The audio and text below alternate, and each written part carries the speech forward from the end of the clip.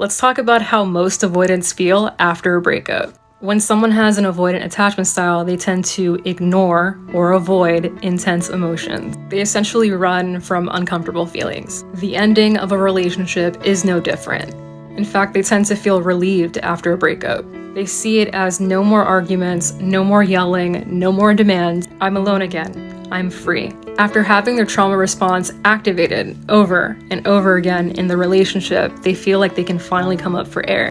Then they will keep very busy. They'll pour themselves into their work, into their hobbies, their friends, etc. It will take them a while to process the end of the relationship because, once again, avoidants don't like experiencing intense emotions, like feelings of loss or feelings of failure. So when do they process or mourn the end of a relationship?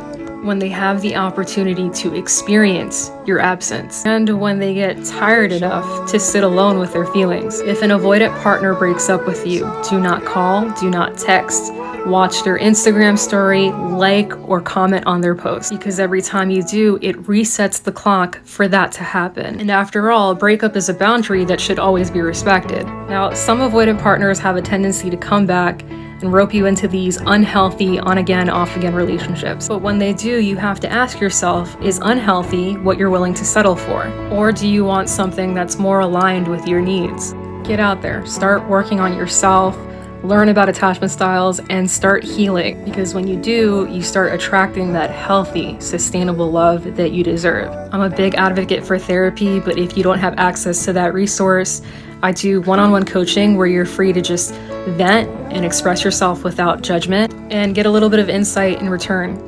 Also, my DMs are open on Instagram.